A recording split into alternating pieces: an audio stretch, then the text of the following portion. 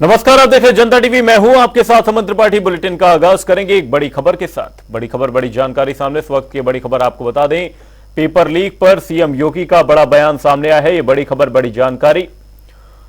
CM योगी ने कहा कि युवाओं के भविष्य के साथ खेलने वालों की अब खैर नहीं है, ऐसी कार्रवाई करेंगे जो कि नजीर बनेगी। साथ ही कहते नजर आए कि आरोपी ना घर के रहेंगे और ना ही घाट के। सीएम योगी का पेपर लीक को लेकर बड़ा बयान सामने आया है। आपको बता दें, सीएम योगी ने कहा कि युवाओं के भविष्य से खेलने वालों की खैर नहीं है, ऐसी कार्रवाई करेंगे जो कि नजीर बनेगी। आरोपी ना ही घर के रहेंगे और ना ही घाट के। पेपर लीक पर सीएम योगी आदित्यनाथ का बड़ा बयान सामने आया है। सीएम योगी ने इस दौरान बयान देते हुए कहा कि युवाओं के भविष्य से खेलने वालों की खैर नहीं होगी, वहीं ऐसी कार्रवाई करेंगे जो कि नजीर बनेगी। साथ ही उन्होंने कहा कि आरोपी ना घर के रहेंगे और ना ही घाट के। पेपर लीक पर सीएम योगी का यह बड़ा बयान सामने आया है। उन्होंने कहा कि युवाओं के भविष्य के साथ खेलने वालों की खैर नहीं। हम लोगों ने पहले दिन से संकल्प लिया था कि नियुक्ति की प्रक्रिया अगर ईमानदारी पूर्वक आगे नहीं बढ़ पा रही तो ये युवाओं के साथ खिलवाड़ है और अपनी प्रतिभा को पलायन करने के लिए मजबूर करता है। ये एक राष्ट्रीय पाप है अगर युवा के साथ अन्याय होता है तो। और जो भी पहले दिन से हम लोगों ने तय किया है कि युवाओं के जीवन और उनके भविष्य के साथ जो खिलवाड़ करेगा, हम लोग भी जीरो टॉलरेंस की नीति को अपना करके उन तत्वों से उतनी ही सख्ती और कठोरतम तरीके से निपटने का काम करेंगे जो हमारे युवाओं के भविष्य के साथ खिलवाड़ करने का दुस्साहस करेगा। और सरकार ने जो कार्रवाई प्रारंभ की है, प्रारंभ में भी की थी, अब फिर एक बार और कार्रवाई हम लोग करने जा रहे हैं ऐसे लोगों को खिलाफ।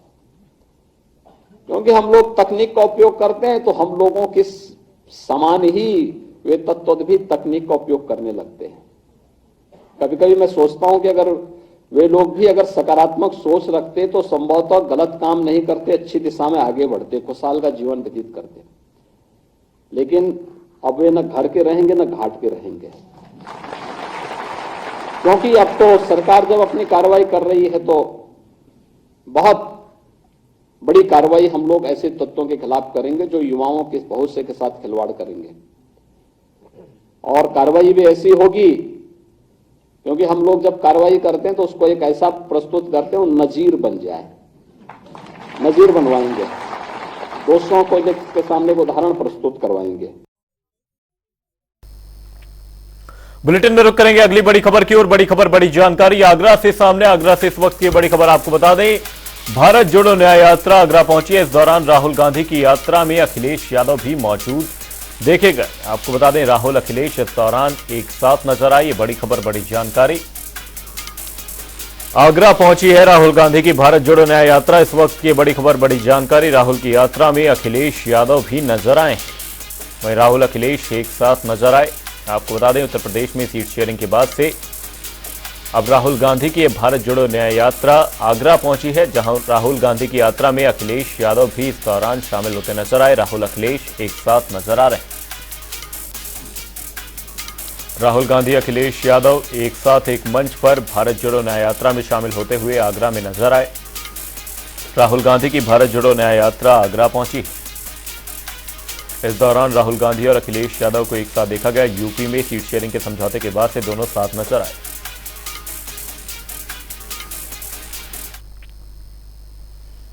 बुलेटिन में रुक करेंगे अगली बड़ी खबर की ओर। बड़ी खबर, बड़ी जानकारी कौशांबी से सामने। इस वक्त की बड़ी खबर आपको बता दें, कौशांबी की पटाखा फैक्ट्री में विस्फोट की घटना सामने आई है, जहां हादसे में 6 लोगों की मौत हो गई है। वहीं 15 लोग बुरी तरह से झुलस गए हैं। वहीं फंसे हुए लोगों को फिलहाल बाहर निकाला जा रहा है। कोकराज थाना क्षेत्र की एक घटना बताई जा रही है। वहीं धमाके से इलाके में हड़कंप का माहौल है। ये बड़ी खबर, बड़ी जानकारी। पटाखा फैक्ट्री में विस्फोट की एक घटना सामने आई है। कोकराज थाना क्षेत्र की एक घटना बताई जा रही है। धमाके से इलाके में हड़कंप का माहौल है। कौशांबी में कस्बा है भरवारी, इसका मोहल्ला है असदपुर रोही। यहाँ पे मोहम्मद शाहिद पुत्र शराफत अली के पटाखे के फैक्ट्री में विस्फोट की सूचना 11:50 दोपहर को प्राप्त हुई है। जिसमें ये सूचना प्राप्त होते स्थानीय पुलिस तत्काल मौके पर आ गई और साथ में लगभग 5 फायर टेंडर्स यहाँ पहुँच गए हैं और लगभग 10 एम्बुलेंस पहुँच गए हैं। अब तक जो दुखद घटना के में 4 लोगों की मरने की सूचना मिली है, 8 लोगों की घायलों की सूचना मिली है, जिन्हें तत्काल जो निकटस्थ अस्पताल है वहाँ पहुँचा दी गए हैं। मौके पे स्थानीय प्रशासन के सभी रिप्रेजेंटेटिव और हमारे साथ जो है IG range Prayagraj, SSP, SP Kaushambi सभी लोग मौजूद हैं और फायर सर्विसेज की 5 गाड़ियां और 10 एम्बुलेंस जो है लगातार आग बुझाने की कोशिश करी है। इसी खबर पर हमारे सहयोगी सैयद मोहम्मद आमिर तमाम जानकारी के साथ जुड़े हुए हैं। सैयद मोहम्मद आमिर जी, आपसे जानना चाहेंगे, कौशाम्बी से ये जो पटाखा फैक्ट्री में विस्फोट की घटना है, क्या कुछ फिलहाल अपडेट सामने है? किस तरीके से जो अन्य लोग फंसे हुए हैं उनको निकालने के लिए किस तरह से सर्च ऑपरेशन चलाया जा रहा है? जी अमन, बता दें कि जिस तरह से ये कोकराझ थाना क्षेत्र के भरवारी माहेवा रोड पर पटाखा फैक्ट्री में आग लगी है, करीब इसमें 5 लोग की मौत हो गई है और अन्य लोग गंभीर रूप से घायल है, जिनका उपचार मंजनपुर अस्पताल में चल रहा था। वहां से करीब 7 लोग को यहाँ एसआरएन अस्पताल रेफर किया गया है। इसमें से एक की 27 साल उम्र है, करीब 45% बर्न है और जो बाकी अन्य 6 लोग हैं वो करीब 75% से ज्यादा बर्न है। तो ऐसे में हालत गंभीर है और यहाँ पर पूरी तैयारी की गई है। यहाँ पर आईजी रेंज प्रयागराज प्रेम गौतम भी एसआरएन अस्पताल पहुंचे थे, जहां पर उन्होंने मरीजों का हाल जाना है। और सबसे बात यह भी है कि जो एसआरएन अस्पताल के प्रिंसिपल हैं एसके सिंह, उन्होंने भी जनता टीवी से बात करते हुए बताया है कि पूरी तैयारी कर ली गई है पहले से ही। यहाँ पर घायलों का जो उपचार है पूरी तरह से कराया जा रहा है और किसी प्रकार की समस्या नहीं आएगी, मगर जिस तरह से वो जले हैं गंभीर रूप से, तो ये तो अब इलाज चल रहा है। फिलहाल साथ ही जो आईजी रेंज प्रयागराज है उनका कहना है कि किस तरह से ये आग लगी है इसकी जांच कराई जा रही है और जांच के बाद ही स्पष्ट हो पाएगा। जी अमन। साथ ही सैयद, आपसे जानना चाहूंगा, जो फैक्ट्री के मालिक थे, क्या उनका कोई रिएक्शन इसी बीच सामने आया? जी अभी तक फैक्ट्री के जो मालिक है उनकी तरफ से या कोई ऐसा रिएक्शन तो नहीं आया है, मगर ये भी सूत्रों की अंदर माने तो जो पटाखा फैक्ट्री के मालिक है शायद वो भी इस हादसे में हताहत हुए हैं, मगर अभी इसकी पूरी तरह से पुष्टि नहीं हो पाई है, ये कुछ देर बाद ही हो पाएगी। जी, पटाखा फैक्ट्री में विस्फोट देखा गया। फिलहाल कोकराझ थाना क्षेत्र की यह घटना बताई जा रही है। बहुत बहुत धन्यवाद सैयद मोहम्मद आमिर तमाम जानकारी के लिए। धमाके से इलाके में हड़कंप का माहौल है। वहीं कौशाम्बी की पटाखा फैक्ट्री में यह विस्फोट देखा गया। ये बड़ी खबर, बड़ी जानकारी आपको बता रहे हैं। हादसे में 6 लोगों की मौत की खबर सामने है। यूपी के डिप्टी सीएम ब्रजेश पाठक ने बीएसपी सांसद रितेश पांडे को पार्टी मुख्यालय पर ज्वाइनिंग करवाई है। बता दें कि इस दौरान प्रदेश अध्यक्ष भूपेंद्र चौधरी और यूपी बीजेपी के प्रभारी विजयंत पांडा मौजूद रहे। बता दें कि रितेश पांडे अंबेडकर नगर से बीएसपी के सांसद हैं और आज उन्होंने अपनी पार्टी से इस्तीफा दिया। साथ ही बीजेपी उन्हें अंबेडकर नगर से चुनाव लड़ाएगी, ऐसा उनके समर्थकों ने दावा किया है।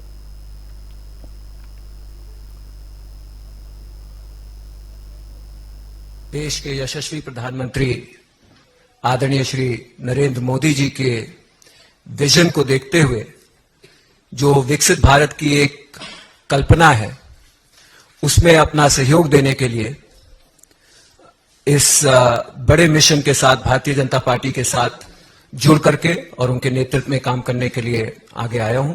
लोकसभा के अंतर्गत भी मैंने निरंतर पाया कि विपक्ष का रहने के बाद भी हमारी हर एक निवेदनों को स्वीकार किया गया, चाहे वो अयोध्या से लेकर के बनारस तक 4 लेन की बात रही हो और चाहे वो अंबेडकर नगर में रिंग रोड बनाने की बात रही हो। हमारे क्षेत्र को विकसित करने में कोई कसर नहीं छोड़ी गई है। बुलेटिन में वक्त एक छोटे से ब्रेक का। ब्रेक के उस पार जल्द लौटेंगे।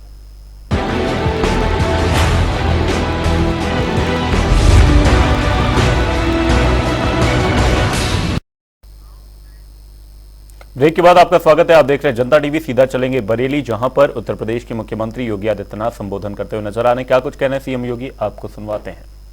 हमारा उत्तर प्रदेश का सौभाग्य है कि एम्स रायबरेली के आज के इस लोकार्पण के साथ उत्तर प्रदेश देश का उन राज्यों में से पहला अग्रणी राज्य है जिसमें 2 एम्स होने जा रहे हैं। गोरखपुर में पहले लोकार्पित हो चुका है और आज एम्स रायबरेली भी, जिसमें गत वर्ष ही 100 छात्रों का एमबीबीएस में प्रवेश हुआ, और आज रायबरेली पूर्णतः एम्स के रूप में कार्य करते हुए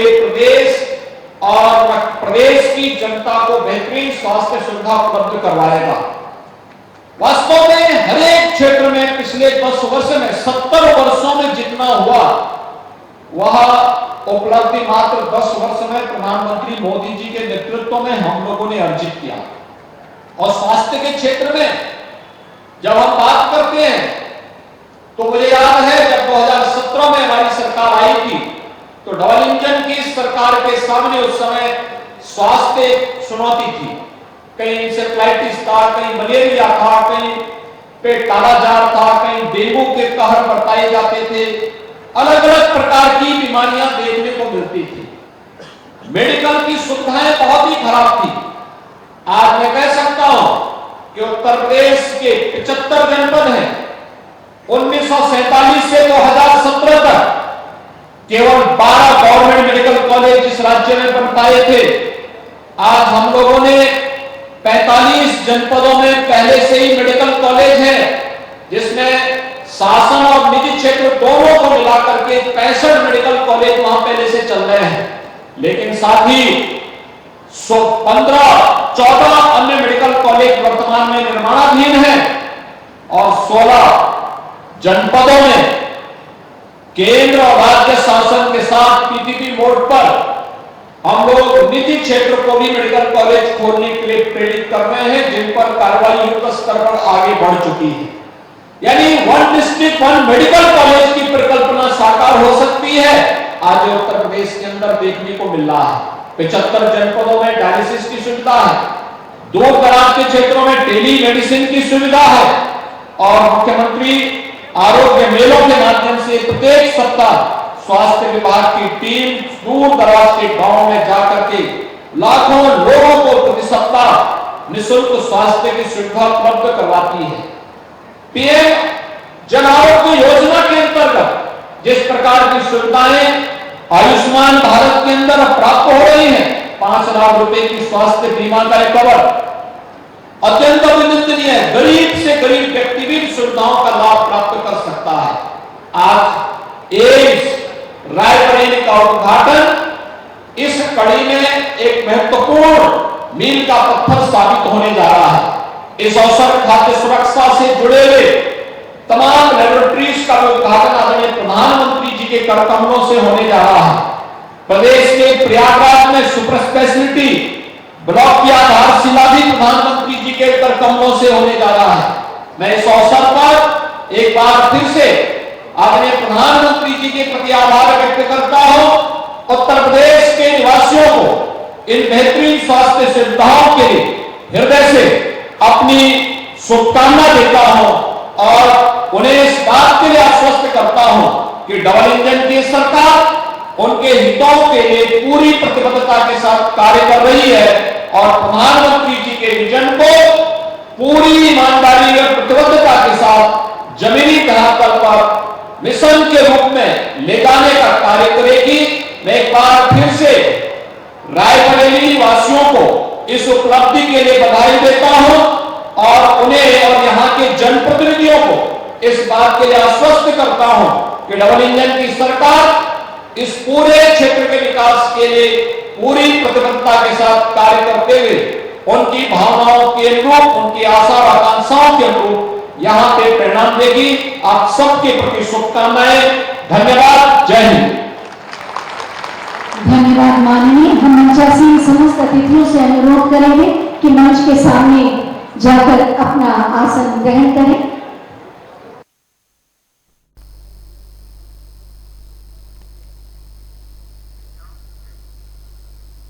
आगामी लोकसभा चुनाव की तैयारी में बीजेपी एड़ी चोटी का दम लगा चुकी है, जिसके चलते यूपी के यादव बाहुल लोकसभा सीट पर बीजेपी ने यादवों का समर्थन हासिल करने की रणनीति बनाई है। बता दें कि लखनऊ में 3 मार्च को यादव महाकुंभ का आयोजन होने जा रहा है, जिसमें मध्य प्रदेश के सीएम मोहन यादव शिरकत करेंगे। 3 मार्च को होने वाले इस कार्यक्रम के जगह जगह पोस्टर लग गए हैं।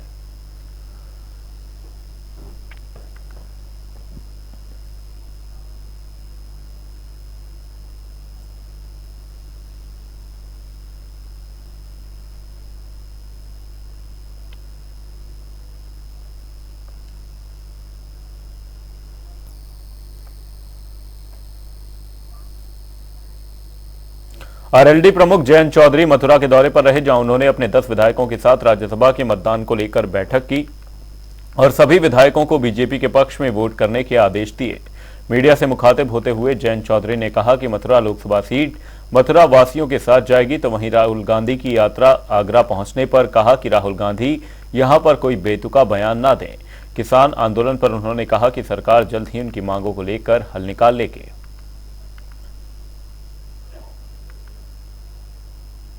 हमारे दल के सभी विधायकगण यहाँ मथुरा आए हैं। महत्वपूर्ण हमने बातचीत किए हैं जो आगामी राज्यसभा चुनाव है उस संबंध में, और सभी विधायक एक मत पार्टी के निर्णय के साथ बहुत जल्दी होगी, और ये सारे जो निर्णय हैं ये औपचारिक घोषणा के बाद ही इन बातों पे हम चर्चा कर पाएंगे। जो आपने पूछा कि क्या कारण है इंडिया से हम क्यों बदले, आगे हम क्या करना चाहते हैं, कितनी सीट पे हम लड़ेंगे, ये सारी बात तब तय होगी। राहुल गांधी पश्चिमी उत्तर प्रदेश में यात्रा पर हैं, गठबंधन में जाएगी या मथुरा वासियों के साथ रहेंगे। राहुल गांधी यात्रा पर हैं, पश्चिमी उत्तर प्रदेश में हैं, किस तरह से देखने उनकी यात्रा को? मेरी शुभकामनाएं उनकी यात्रा को, यही कहूंगा मैं। पहले 3 लड़के साथ हुआ बाकी यहाँ आगरा मथुरा में आके ना कह दें कि यहाँ भी सब शराबी हैं। आगामी जो लोकसभा चुनाव है, क्या उसमें जिस तरह से संज्ञा लगाया जा रहा है कि मथुरा से आप चुनाव में।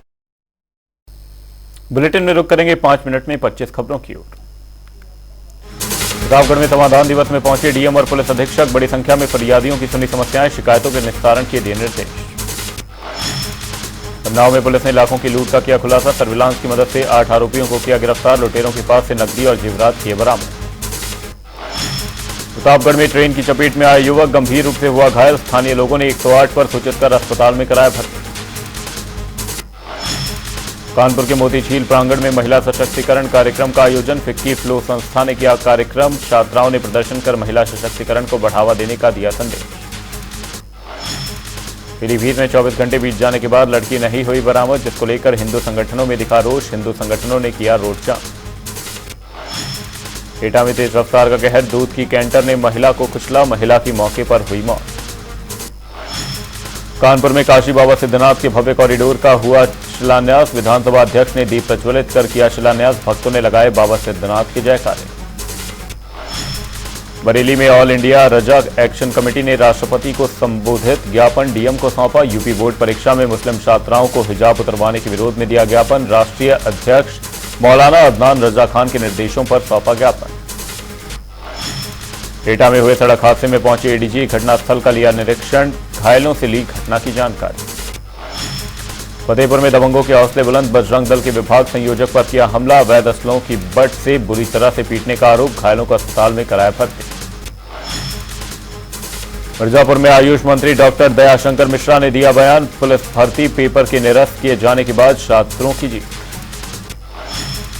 बलिया में बीजेपी नेता ने राहुल गांधी के युवाओं को नशेड़ी वाले बयान पर कसा तंज, कहा राहुल गांधी खुद नशेड़ी। बरेली ऑल इंडिया मुस्लिम जमात के राष्ट्रीय अध्यक्ष का बयान आया सामने, कहा आगामी चुनाव में मुसलमान पीएम मोदी का विरोध न करें, मौलाना ने भाषण देकर समझाने की कोशिश की। इटावा में ट्रेन की चपेट में आने से छात्र की हुई मौत, सूचना पर पहुंची पुलिस ने शव को कब्जे में लिया, जांच में जुटी। प्रतापगढ़ में शिक्षक ने छात्र को बेरहमी से पीटा, जाति सूचक शब्द बोल स्कूल से भगाया, शिकायत न करने के लिए पैसे का दिया लालच। वाराणसी में शॉर्ट सर्किट से आधा दर्जनों से अधिक लोगों की दुकानों में लगी आग, सारा सामान जलकर हुआ राख, सूचना मिलने पर मौके पर पहुंची पुलिस और फायर ब्रिगेड की टीम। लखीमपुर खीरी में प्राइमरी शिक्षक बना हैवान, मासूम के साथ की छेड़छाड़, ग्रामीणों ने किया हंगामा, हेडमास्टर ने किया निलंबित। इटावा में तेज रफ्तार ऑटो दर्जनों सवारियां लेकर जा रहा, नियंत्रित होकर पलटा, हादसे में कई लोग घायल, इलाज के लिए जिला अस्पताल में कराया भर्ती। एंटी डेमो कार हादसे पर जेसीपी उपेंद्र कुमार अग्रवाल का बयान, कहा सड़क पर अचानक कुत्ता आने से हुआ हादसा, सभी घायलों को इलाज के लिए अस्पताल में कराया भर्ती। पीजीआई लखनऊ में कार्यक्रम का आयोजन, कुछ अलग तरह की बीमारियों से संक्रमित बच्चों की हौसला अफजाई के लिए कार्यक्रम का आयोजन। लखनऊ के जवाहर भवन में 5वीं मंजिल पर शॉर्ट सर्किट से लगी आग, दमकल के पहुंचने से पहले कर्मचारियों ने आग पर पाया काबू। इटावा में बारातियों से भरी कार अनियंत्रित होकर पलटी, हादसे में करीब 4 लोग घायल, इलाज के लिए अस्पताल में कराया भर्ती। आगरा में ताज महोत्सव में गुरु रंधावा ने दी शानदार प्रस्तुति, फैंस रेलिंग तोड़ वीवीआईपी गैलरी में घुसे। देवरिया में बदमाशों ने दुकानदार से की मारपीट, वीडियो सोशल मीडिया पर हुआ वायरल। विरोध करने पर दुकान में तोड़फोड़ कर फरार हुए आरोपी। बहराइच में चाइनीज मांझा बना जानलेवा, राहगीर के गले में मांझा फंसने की वजह से गला कटा। आनंद फानन में युवक को अस्पताल में कराया गया भर्ती।